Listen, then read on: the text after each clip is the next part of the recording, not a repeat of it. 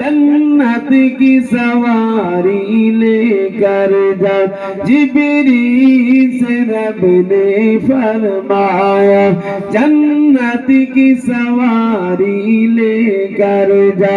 महबूब से जाकर कह दे अब आके करे उसे गिरो जरा। फिर कैसे हुई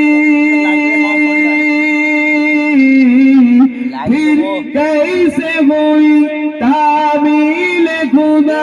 जिब्रील से पूछो सीधीरा से भी आगे कौन गया। जिब्रील आमीन से पूछो मिराज का दुल्हा कौन बना। जिब्रील आमीन से पूछो अल्लाह।